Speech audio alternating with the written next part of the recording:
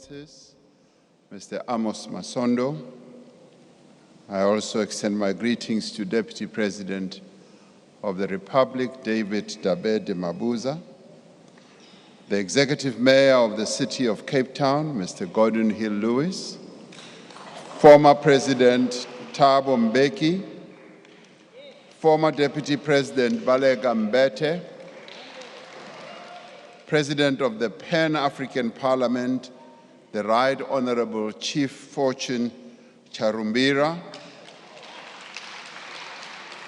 the Chief Justice of the Republic, Justice Raymond Zondo, and members of the judiciary, premiers here present, mayors, heads of institutions supporting democracy, Deputy President of the governing party, Mr. Paul Mashatile, and leaders of other parties, members of Parliament, Chief of the South African National Defence Force, Commissioner of the South African Police Service, Commissioner of the South African Revenue Service, fellow South Africans. It is indeed a great honor for me, despite what happened earlier, to stand before you this evening to present the State of the Nation. The moment of the State of the Nation endears us to ask ourselves a number of questions, but the one I want to focus on today is what defines us as a nation? We are not a nation defined by the oceans and the rivers that form the boundaries of our land. We are not defined by the minerals under our earth or the spectacular landscape above it. We are not even defined by the languages and the cultures that we have as a people, or by the songs that we sing, or even by the work that we do. We are, at our most essential, a nation defined by hope and resilience. It was hope that sustained us during the struggle for freedom, and it is hope that swells our sails as we steer our country out of turbulent waters to calmer seas. Even in these trying times, it is hope that should sustain us and fuel our determination to overcome even the greatest of difficulties, and difficulties we have by the ton. Just 3 years ago, our country was devastated by the worst global pandemic in living memory.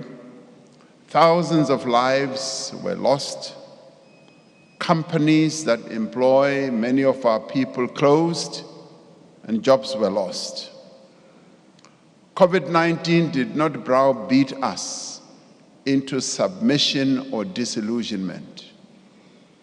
Working together, we overcame that crisis, and we have started to recover.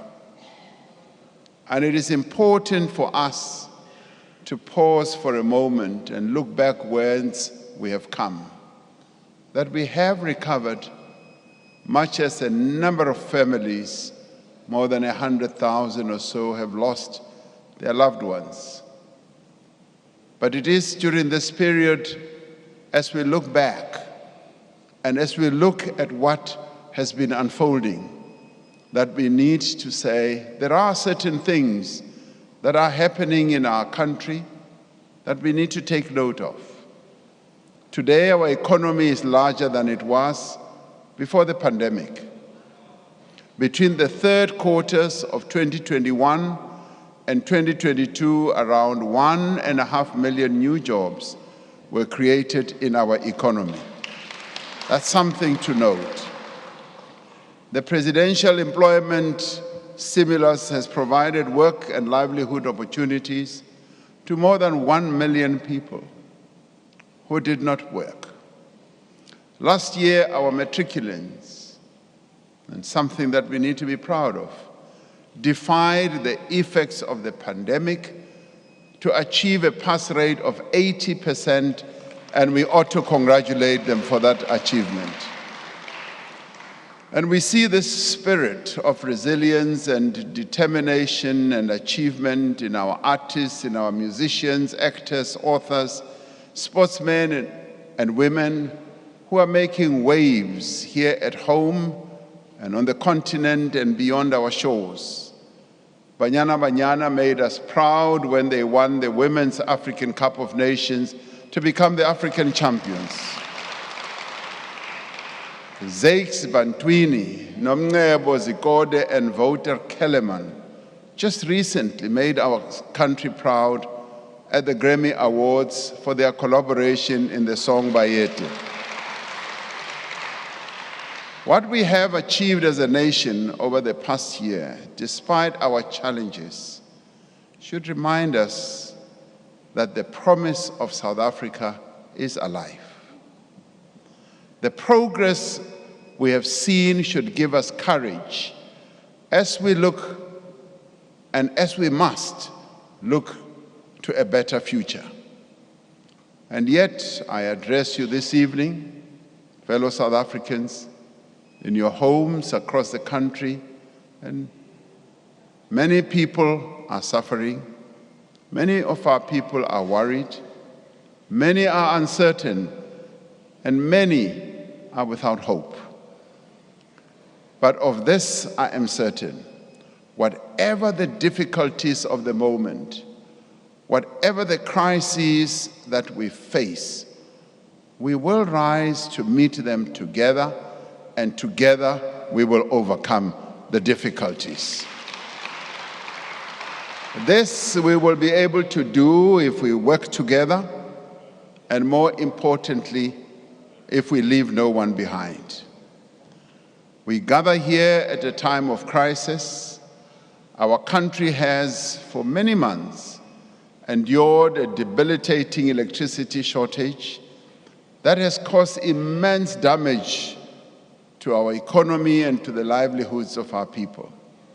And for 2 years before that, our society, as I said, was devastated by COVID-19 that caused great loss of life and much hardship. The pandemic worsened the situation of deep unemployment as we lost more than 2 million jobs. The pandemic negatively affected livelihoods and increased poverty. In July, in 2021, we experienced the worst public violence and destruction in the history of our democracy, costing over 300 lives. Last year, parts of the Eastern Cape, KwaZulu-Natal, and Northwest were struck by catastrophic flooding that caused extensive loss of life and also destruction of homes and destruction of infrastructure. And now, persistent load shedding is impeding our recovery from the effects of all these events. We know that without a reliable supply of electricity, businesses cannot grow, assembly lines cannot run, crops cannot be irrigated, and basic services are interrupted. Load shedding means that households and our supermarkets and shops are unable to keep food fresh. Water supply is often disrupted. Traffic lights do not work. Streets are not lit at night. Without a reliable supply of electricity, our efforts to grow an inclusive economy that creates jobs and reduces poverty will not succeed. Therefore, as we outline our agenda for the year ahead, our most immediate task is to dramatically reduce the severity of load shedding in the coming months and ultimately to end load shedding altogether. Now, under these conditions, we cannot proceed as we usually would. The people of South Africa want action, they want solutions, and they want government to work for them. They simply want to know when a problem like load shedding will be brought to an end. We are therefore focused on those actions that will make a meaningful difference now and will enable real progress within the next year, and that we lay a foundation for a sustained recovery into the future. We are not presenting a new plan, nor are we outlining here the full program of government. Rather, we are concentrating on those issues that concern South Africans the most: load shedding, unemployment, poverty and rising cost of living, crime and corruption. I must say, honorable members, there are no easy solutions to any of these challenges. Yet we have the strength, the means, and the wherewithal, yes, to overcome them. If we work together and act boldly and decisively, leaving no one behind, we will be able to resolve our challenges. This State of the Nation address is about seeing hope where there is despair. It is about showing a way out of these crises. This evening, we will give an account of a number of areas where progress in implementing the commitments we made in last year's State of the Nation address has been made. And there are others where progress has not been made. And we will be quite candid about that.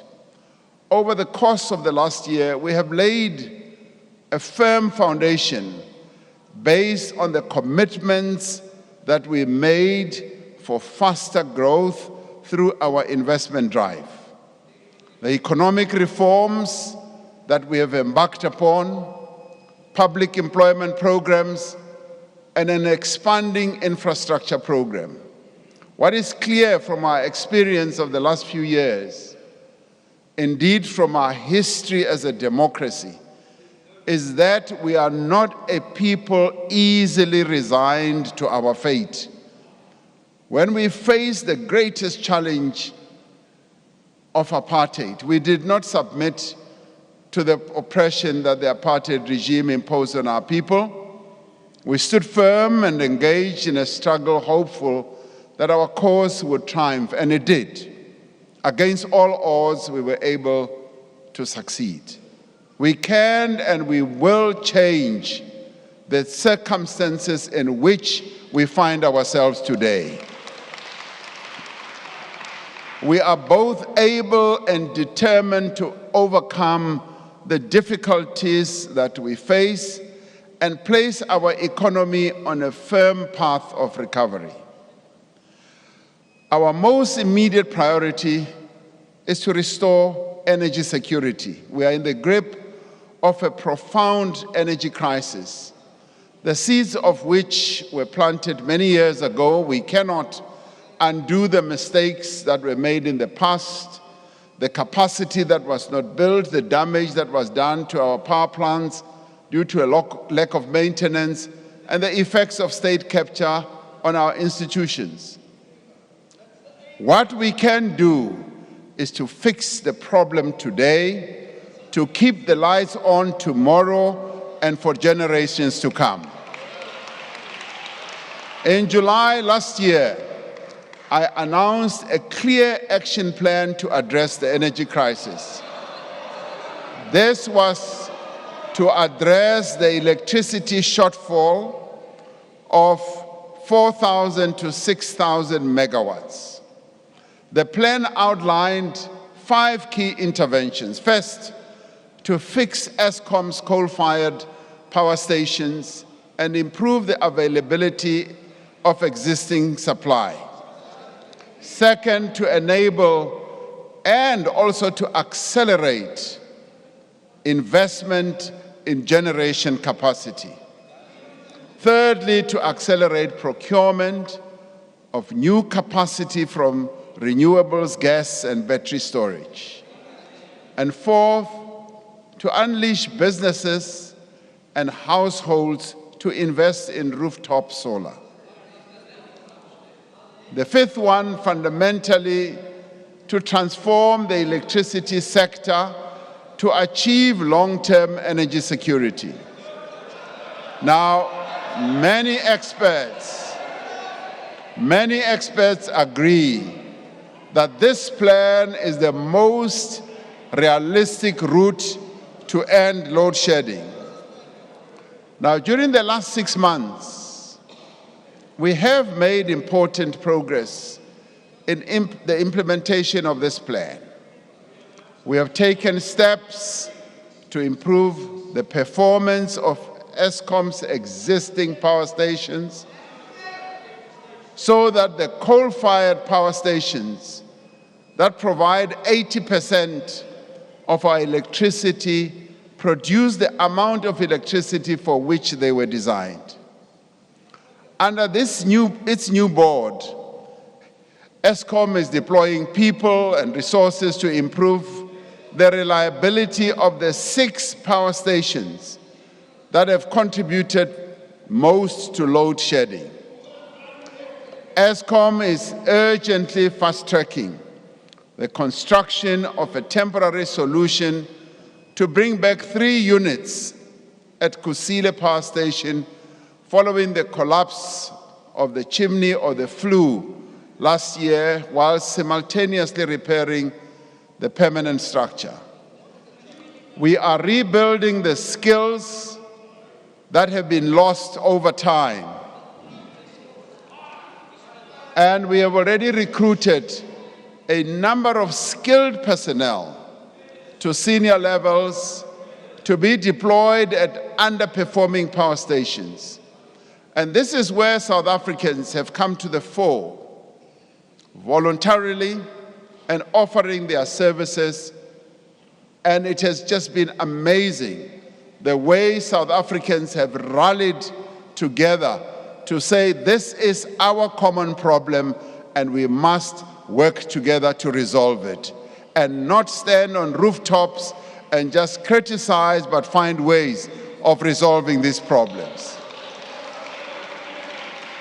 The Engineering Council of South Africa has offered to give as much assistance as required by deploying engineers to work with the management teams at power stations. We have deep skills and expertise right here in South Africa. We just need to use them. National Treasury is finalizing a solution to address Eskom's 400 billion rand debt burden. And they are doing so in a manner that is equitable and fair to all stakeholders, which will enable the utility to make the necessary investments in maintenance as well as transmission. Government will support Eskom to secure additional funding to continue purchasing diesel for the rest of the financial year. This should reduce the severity of load shedding, as Eskom will be able to use its diesel-run plants when the system is under strain. Eskom has launched a program to buy excess power from private generators and has already secured some 300 megawatts, also from neighboring countries around us. The South African Police Service has established a dedicated team with senior leadership to deal with the pervasive corruption and theft at several power stations that has contributed to the poor performance of a number of these stations. An intelligence-driven operation at Eskom-related sites has also so far resulted in the arrest of a number of people, and we are counting 43 and going upwards. As part of the broader reform process, The restructuring of Eskom that we previously announced and spoke about here in this Parliament is proceeding, and the National Transmission Company will soon be operational with an independent board. Later this year, we will table the Electricity Regulation Amendment Bill to this Parliament to transform the energy sector and establish a competitive electricity market like what is done in other countries. As indicated in July last year, and with a view to addressing load shedding crisis, we are going to proceed with the rollout of rooftop solar panels. In his budget speech, the Minister of Finance will outline how households will be assisted and how businesses will be able to benefit from a tax incentive. And National Treasury is working on adjustments to the Bounce Back Loan Scheme to help small businesses to invest in solar equipment and to allow banks and development finance institutions to borrow directly from the scheme to facilitate the leasing of solar panels to their customers. One of the potent reforms we have embarked upon is to allow private developers to generate electricity. There are now more than 100 projects which are expected to provide over 9,000 megawatts of new capacity over time. A number of companies that have participated in the Renewable Energy Program will soon enter construction and will deliver a total of 2,800 megawatts of new capacity. And Eskom will procure emergency power that can be deployed within 6 months to close the immediate gap. We are investing in new transmission lines and substations, especially in areas such as the Eastern Cape, Northern Cape, and Western Cape. All of these measures will result in a massive increase in power to the grid over the next 12 to 18 months and also beyond. Now, this power will be in line with our diverse mix of energy sources, including our current coal-fired power stations, solar, wind, gas, nuclear, hydro, and battery storage. To fully implement this plan, we need a central coordination, and we also need to take decisive action.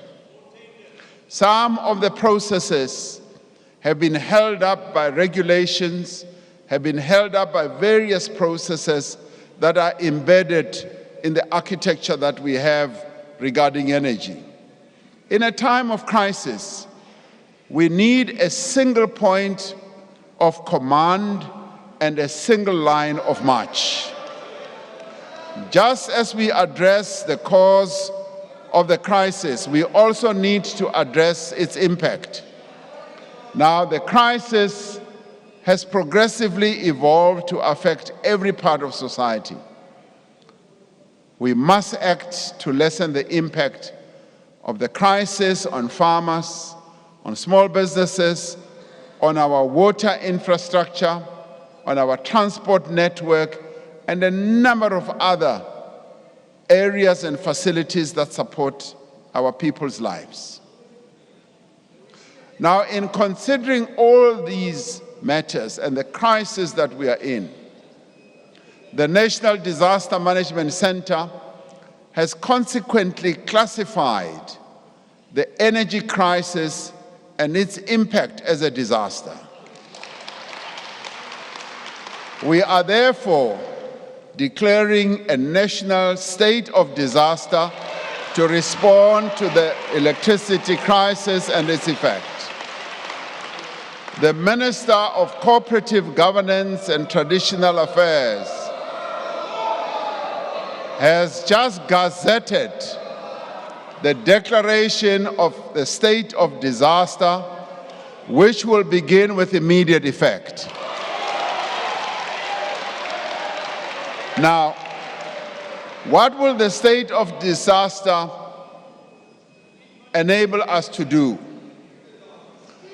It will enable us to provide practical measures that we need to take to support businesses, a number of businesses, for instance, in food production, storage, retail supply chains, including for the rollout of generators and solar panels and uninterrupted power supply.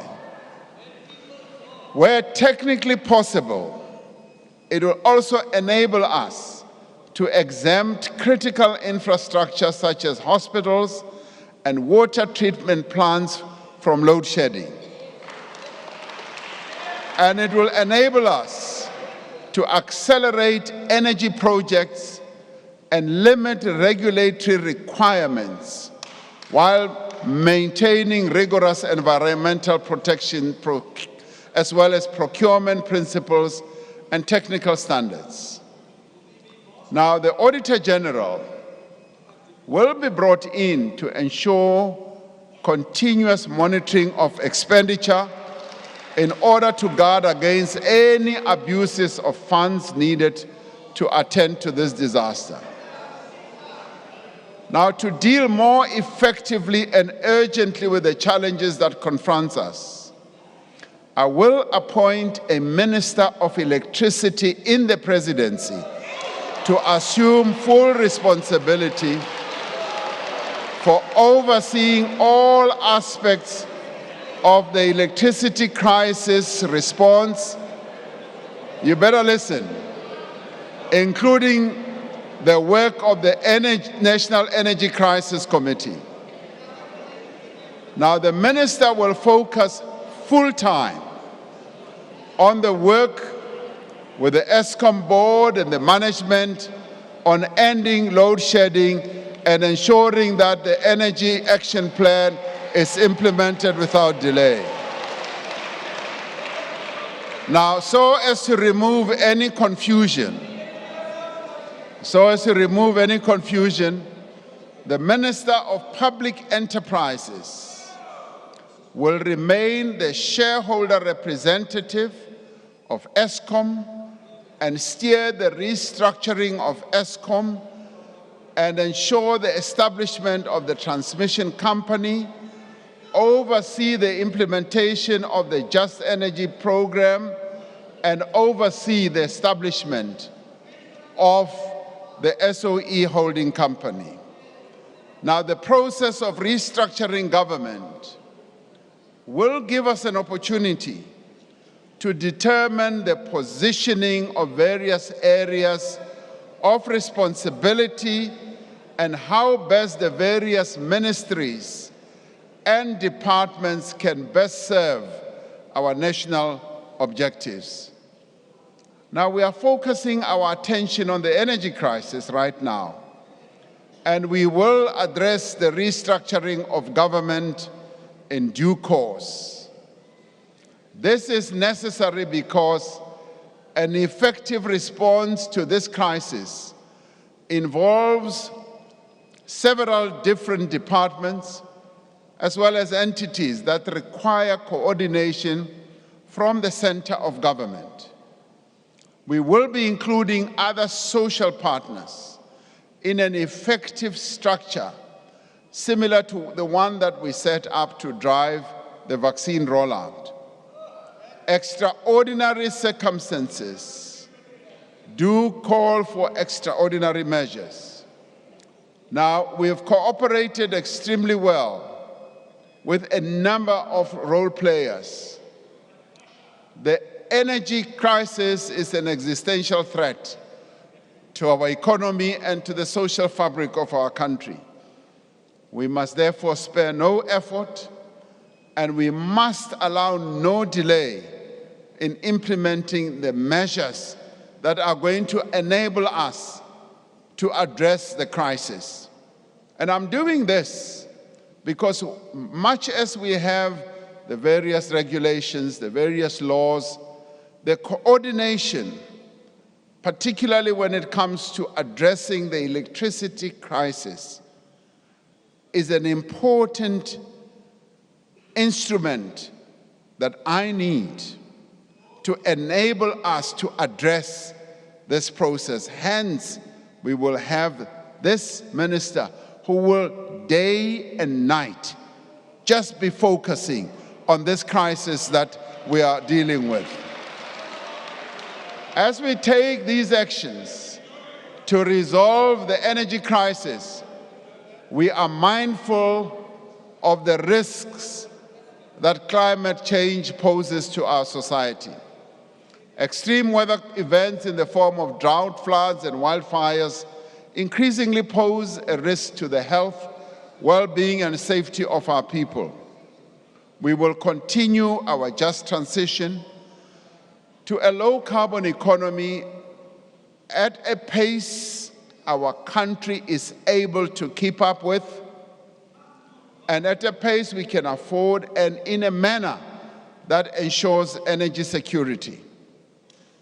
We will undertake our just transition in a way that opens up the possibility of new investments, new industrialization, and that, above all, creates new jobs.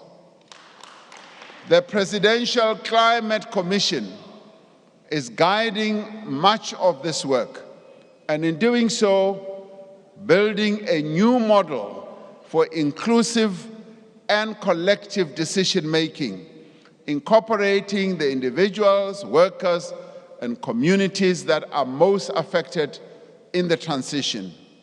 Much as I'm the chairman of this commission, I'm ably assisted by Mr. Vali Musa, who used to be a minister in our government. Through the Just Energy Transition Investment Plan, 1.5 trillion rand will be invested in our economy over the next 5 years in new frontiers, new sectors of our economy such as renewable energy, green hydrogen, electric vehicles, fuel cells, and you name them. These new sectors are emerging in our economy and are emerging quite fast in the green energy and the electric vehicles. Many other countries are already moving towards manufacturing electric vehicles, and we cannot be left behind as South Africans. And as we move on, we will be able, yes, to address all these new technologies and industries, because this new period ushers in a number of opportunities. It ushers in a number of opportunities to create jobs. A number of projects are already underway, including the development of the new facility by Sasol at Boegoebaai in the Northern Cape, the Priska Power Reserve in the Free State, and the Hydrogen Valley Initiative in Limpopo and KwaZulu-Natal.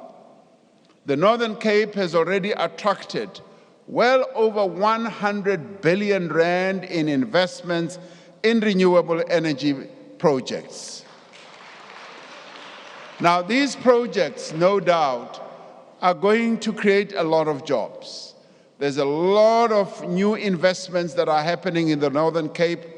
It has ushered in a great deal of hope amongst the people of the Northern Cape.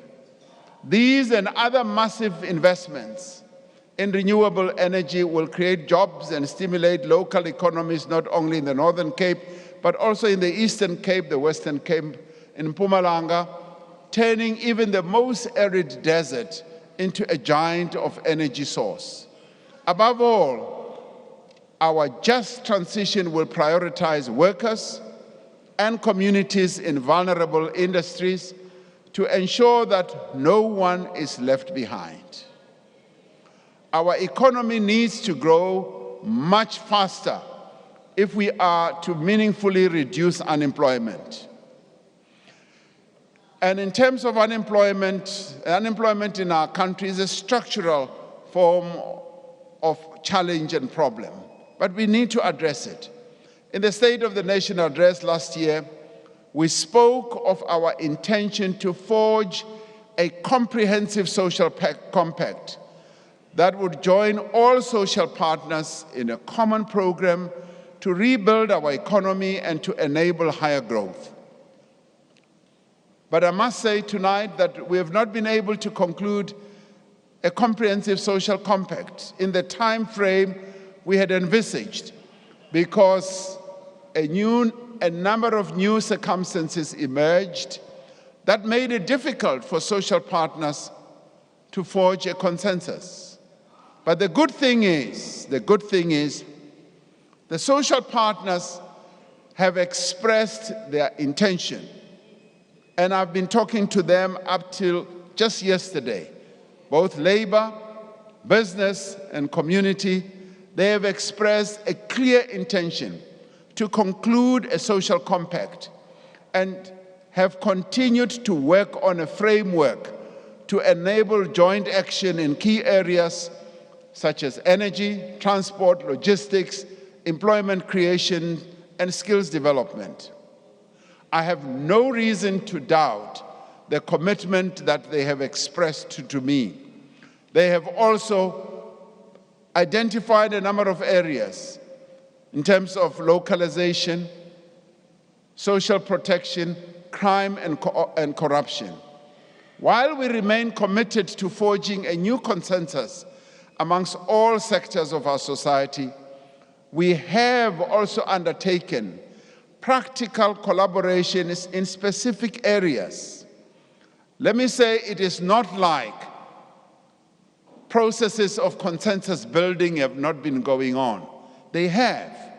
A number of other compacts have been concluded amongst our social partners. We see the commitment of all social partners in the compacts that have been forged to fight COVID-19 pandemic, undertake the largest vaccination program where we worked very closely with business and labor. We have seen it in initiatives like the Solidarity Fund that mobilize society, that mobilize citizen activism and funding to achieve common goals, and in partnership to end gender-based violence and femicide, and also to respond to the effects of climate change. We have seen the benefits of this approach to promote investment and to develop master plans in sectors of the economy such as automotives, clothing and textiles. Many of us will remember that clothing and textiles had almost been wiped out in our country. Social partners got together and decided that we've got to save our clothing and textile industry. We've seen them work together in poultry, in sugar, agriculture, and global business services. The master plans that have been concluded are supporting the revival of various sectors of our economy. They're also bringing about investment by the private sector and yielding new jobs and supporting livelihoods. We are pleased that the social partners, particularly business, has been providing support to implement the Energy Action Plan in the spirit of social compacting. Similarly, we have developed a close working relationship with both labor and community-based organizations in supporting other aspects of the energy crisis response. Just as energy is essential for economic growth, so is another important area of South African life, a reliable water supply and efficient transport and road infrastructure system. Our rail network has suffered from many years of underinvestment. It has suffered from lack of maintenance. It has also suffered from criminal activity and inefficiency. Now, to address this, last year we adopted the National Rail Policy to guide the modernization and reform of the rail sector, providing, amongst other things, for third-party access to our rail network. Those who have money, that they should come and participate without diluting the important role that is played by government. We are working across government to develop a Transnet roadmap that will translate our policy commitments into reality, including the restructuring of the Transnet freight rail to create a separate infrastructure manager to the rail network by October of this year. Transnet and private sector companies will conclude partnerships at the Durban and Ngqura container terminals to enable new investment in our ports and improve their efficiency. Now, this will help our ports to regain their global position as some of the most efficient ports once again. There has been great success, for instance, in repositioning Port Elizabeth Automotive Terminal, which has more than doubled its capacity and has already seen an increase in exports. Many more vehicles destined for overseas markets are rolling off the Port Elizabeth Automotive Terminal. Transnet is also rehabilitating its idle locomotives and expanding its fleet. And soon there will be a solution to the challenge that, yes, we've been facing with regard to getting our locomotives to move once again. We have faced challenges in the transportation of commuters on passenger rail, and this has been raised sharply by trade unions with us who represent the working people of our country. Now, following the restructuring that is underway in PRASA, 13 commuter rail lines have been reopened, significantly reducing the cost of travel for many workers. The reliable supply of water is essential for the well-being of people and the growth of our economy. As I drink my water now. Now, to ensure water security now and into the future, the Department of Water and Sanitation is leading the process of investing in major infrastructure projects across the country. And the Water Department, the Water Ministry, has a deep knowledge of the water network throughout our country. And they've already made out plans for various water systems in our country and what we need to do. Now, after being delayed for several years, full-scale construction works for the Lesotho Highlands Phase 2 project will commence this year. I will be going to Lesotho with the Prime Minister of Lesotho to go and see the works that are underway. The Lesotho Highlands project is critical for ensuring security of water supply to Gauteng, Free State, Mpumalanga, Northwest, as well as the Northern Cape. Several decades after it was first proposed, and 9 years after a sword-turning ceremony was held, the first phase of Umzimvubu water project will start this year, the very coming financial year, which starts this very year. Now, this phase, which involves construction of the Ntabelanga Dam, irrigation infrastructure, and the distribution of water to surrounding communities, will be financed by government. The next phase to be constructed will be the Lelani Dam, which will include a hydropower station. Major projects to increase the capacity of the Clan William Dam, the Hazelmere Dam, the Tzanini Dam will improve the supply of water to the West Coast, eThekwini, and the eastern part of Limpopo. Now, I went with the Minister of Water and Sanitation to the Guyana project that has been lying fallow for years.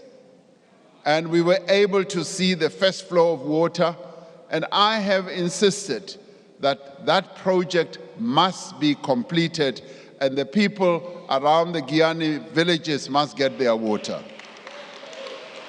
Last year, we announced a comprehensive turnaround plan to streamline the process for water use license applications, which is vital to enable greater investment. Since then, we have cleared the backlog of water use licenses and reduced the turnaround time for applications to 90 days. Now, we did identify this as one of the reform processes that we spoke about here, and that has now been reduced. Number of people used to wait up to 3 years just to get a water license. It's now been reduced to 90 days. Our infrastructure build program is gaining pace through the work of the Infrastructure Fund and Infrastructure South Africa, which has been established to support strategic infrastructure projects. One of the greatest obstacles to infrastructure investment is the lack of technical skills, project management capacity. And we have found this weakness across all of government. And to fix this Infrastructure South Africa has been allocated 600 million rand for project preparation, specifically in rural and under-resourced areas. The support and planning mechanisms that we have put in place over several years are now starting to bear fruit in increased public investment in infrastructure. By January this year, projects that are worth 232 billion rand were under construction, and projects worth nearly 4 billion rand have been completed. The completed projects include new human settlements in Gauteng, road upgrades, and the development of small harbors. In a major development, the South African National Roads Agency, SANRAL, has awarded road construction contracts worth 18 billion rand over the last 3 months. Now, this is where we begin to see real movement, and this is where construction companies begin to see real contracts being awarded. The construction of Msikaba Bridge and Mtentu Bridge will be finished and make travel in the Eastern Cape much better. This investment will substantially benefit the construction industry and enable large-scale job creation, skills development, poverty relief, especially in rural communities. And what I like with these projects is that as they are executed, the community around these projects become part of the project development. They are also involved in a variety of ways. It's not like construction companies that are being parachuted in and they move out. They leave skills developed in the area. Small and medium enterprises also developed and established and growing.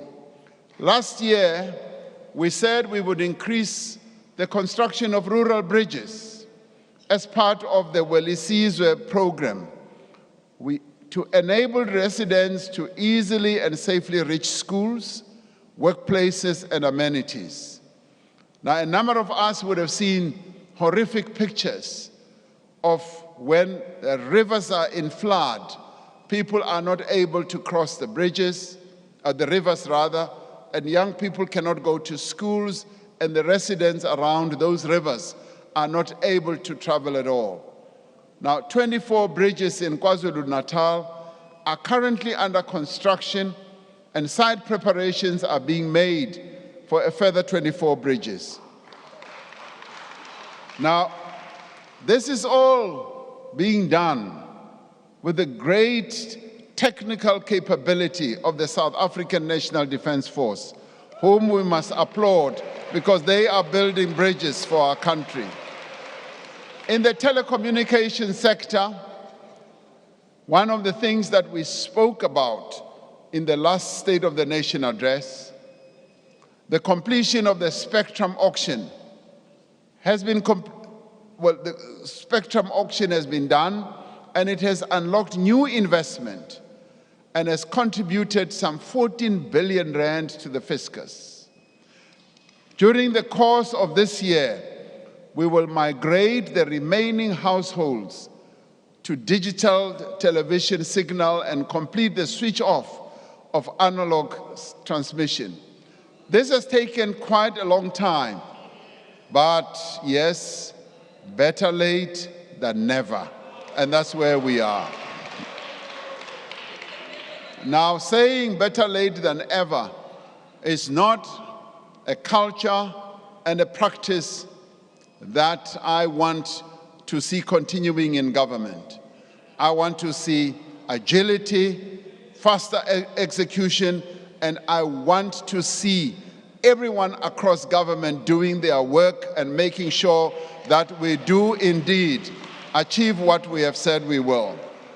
This will release valuable spectrum for the rollout of 5G mobile networks and will reduce the cost of data. These actions will bring us closer to our vision of affordable, high-speed internet access for all. In the State of the Nation address last year, a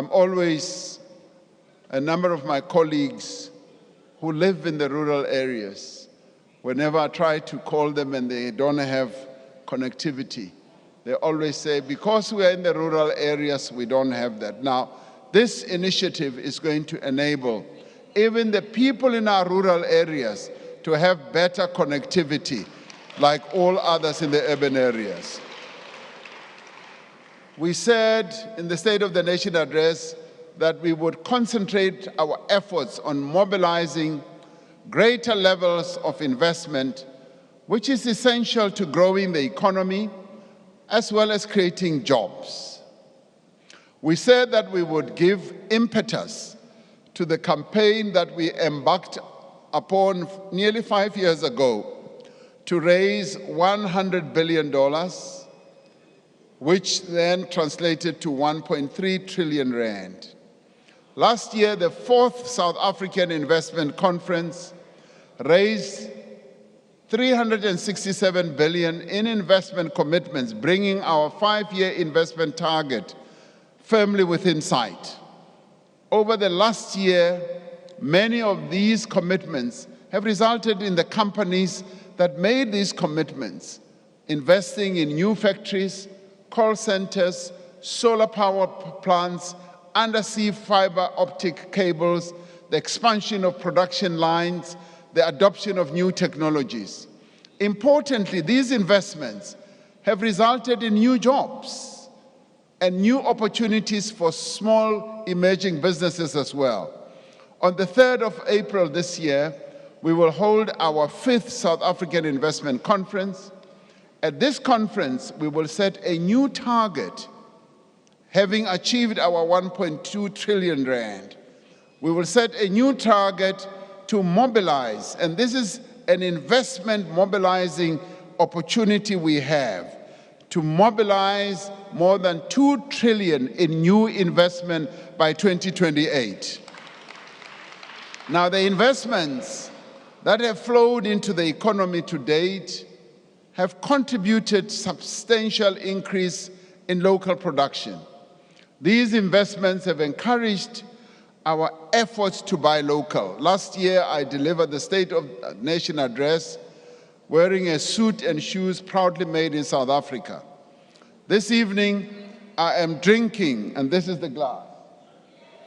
I am drinking water from a glass made in Wadeville last week by workers from Katlehong, Vosloorus, and Germiston. Now, for many years, I can tell you, South Africa has been importing its drinking glasses.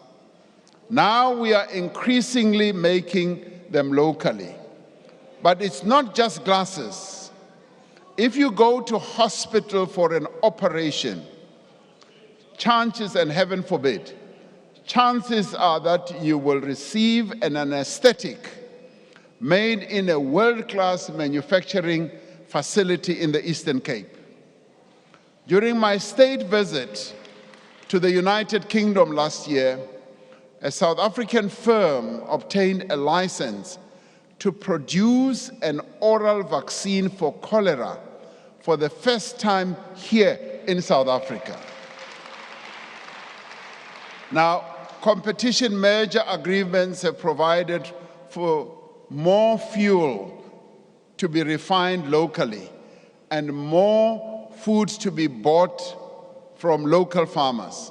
Last year, we committed to unlocking investment in the hemp and cannabis sector. We are moving to create the enabling conditions for this sector to grow. Now, this is an organic sector that our mothers and fathers, grandparents have been involved in many parts of the country. The Department of Agriculture, Land Reform and Rural Development, and the Department of Health will address existing conditions for the cultivation of hemp and cannabis to allow outdoor cultivation and collection of harvests from traditional farmers. Now, this will unlock enormous economic energy in the rural areas of our country, especially in the Eastern Cape, in KwaZulu-Natal, and in Mpumalanga, where they've been growing this stuff over many, many years. And this stuff that has supported many children to go to school and university. And you know what stuff I'm talking about. Now, urgent work is being finalized by government to create an enabling environment framework for a whole plant, all legitimate purposes so that we can have complementarity with regard to medicines, food, cosmetics, industrial products, and aligned to international conventions and best practices.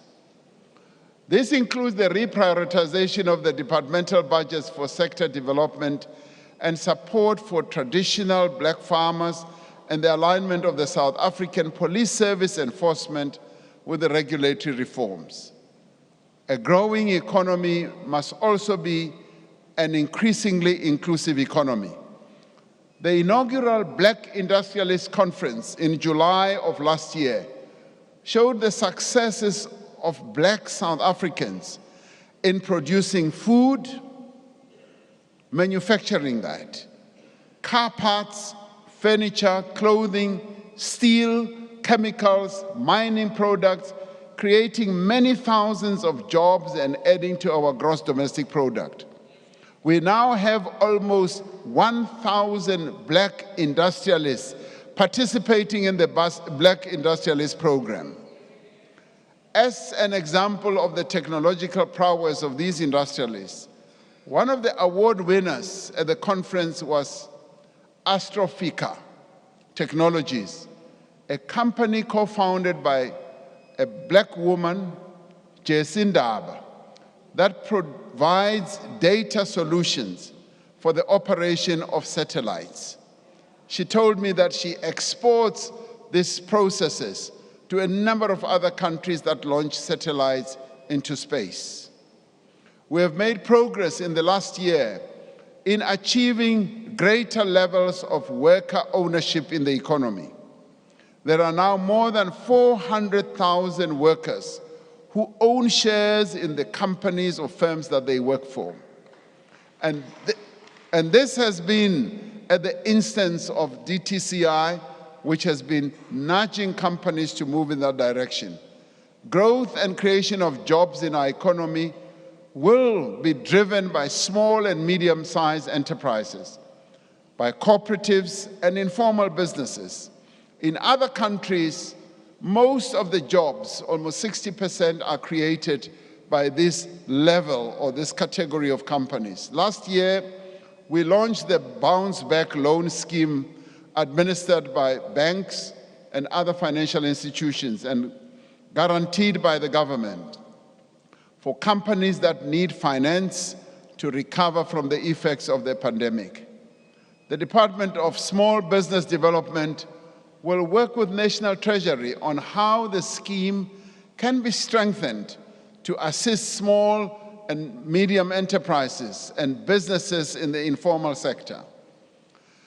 To address the challenge of youth unemployment, the Employment Tax Initiative has been expanded to encourage businesses to hire more young people in large numbers.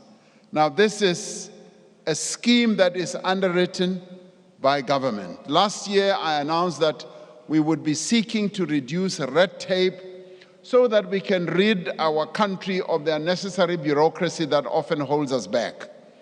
The red tape reduction team in the presidency under Mr. Sipho Nkosi has been working with various departments to make it easier to do business. It has taken a collaborative approach, working with departments and agencies in areas such as mining rights, systems, tourism, transport operator licenses, visas, work permits, early childhood development, and the informal sector. This year, we will finalize amendments to the Businesses Act to reduce regulatory impediments for SMMEs and cooperatives and make it easier for entrepreneurs to start businesses. Through the Small Enterprise Finance Agency, SEFA, we plan to provide $1.4 billion in financing for over 90,000 entrepreneurs. Now, government, in partnership with the SME Fund, is working to establish a fairly substantial fund which could get up to 10 billion rand to support SMME growth. Government, through the Ministry of Finance, is looking at the possibility of providing a portion of that funding so that, yes, business should also be able to provide some 7.5 billion that will be raised from the private sector. Now, this will then provide a great fund that our small, medium enterprises will be able to tap into. Now, the good thing is here we will be working with the private sector, who are much more driven, who are much more focused, and who move faster. And together with them, we as government will then be able to have this fund set up so that we can support the creation of jobs through the small, medium enterprises.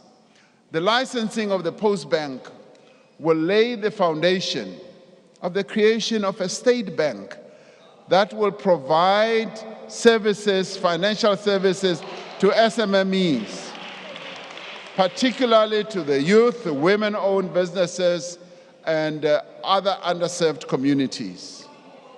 As the National Assembly considers the Post Bank Amendment Bill, the Post Bank is reviewing its service offerings so that it can provide a viable, affordable alternative to the commercial banks.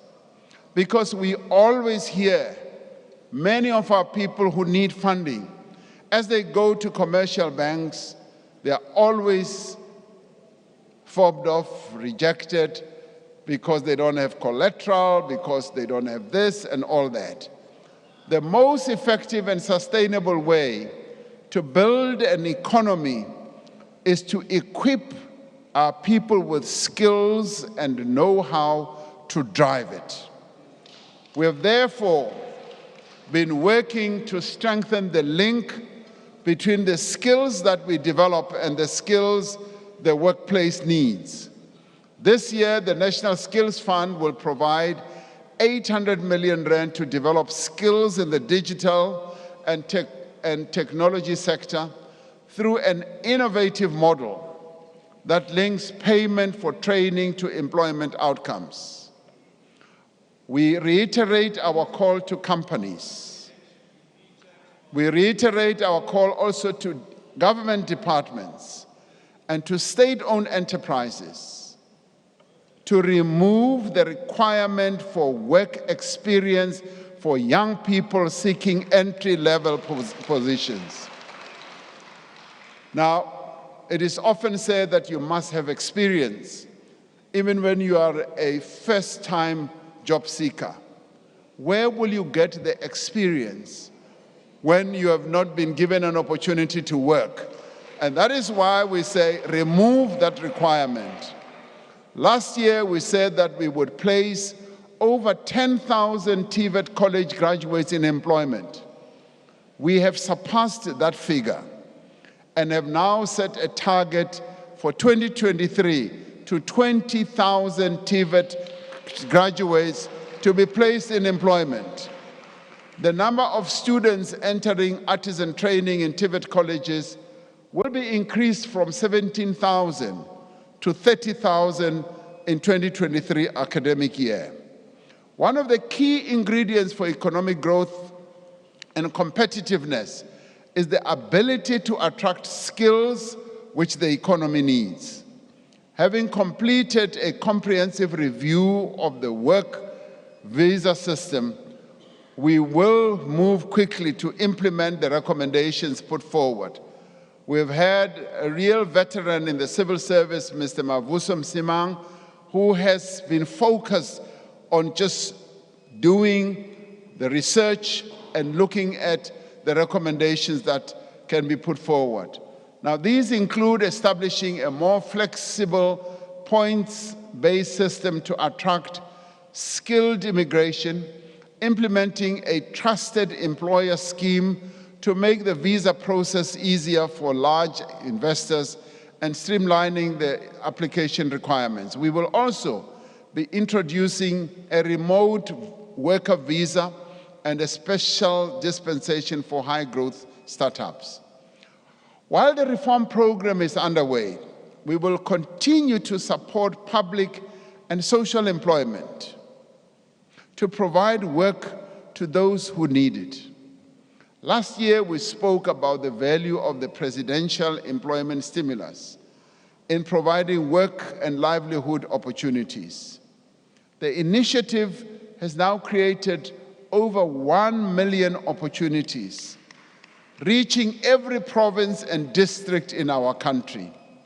Last week, a new cohort of 150,000 school assistants started work at more than 22,000 schools, offering dignity, hope, and vital work experience to young people who were unemployed. The Social Employment Fund is recruiting 50,000 participants in its next phase to undertake work for the common good, and the revitalized National Youth Service will also create a further 36,000 opportunities through non-profit and community-based organizations. Now, the Department of Home Affairs has appointed the first cohort of 10,000 unemployed young people to digitize more than 340 million paper-based civic records. Now, this is an important task which emanates also from our past, apartheid past. These young people are going to be going through all this, and 10,000 of them, for a start, and more to come, have now been employed.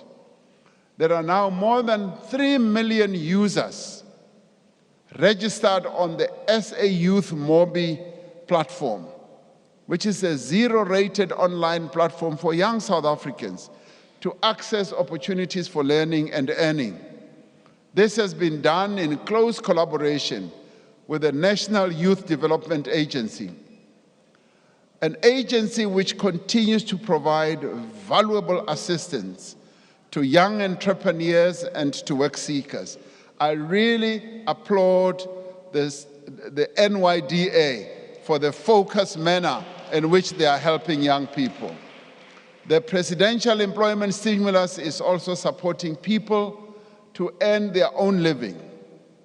around 140,000 small-scale farmers have received input vouchers to buy seeds, fertilizer, and equipment, providing a boost for food security and agricultural reform, particularly in our rural areas. Now, this initiative, which was researched by an independent academic, has led to the cultivation of some 640,000 hectares of land. An impressive 68% of these farmers are women. This year, we aim to provide 250,000 more vouchers to small-scale farmers. Now, these are examples of the difference that government is making and can make in people's lives through innovation, creativity, and commitment. The rising cost of living, fellow South Africans, is deepening poverty and inequality. Millions of South Africans are unable to provide for themselves and their families. There is the single mother in Alex who is worried about how she will make ends meet as the cost of maize and taxi fares continues to rise. There is the factory worker in Gqeberha who now faces an uncertain future as load shedding brings the assembly line that she works in to a halt.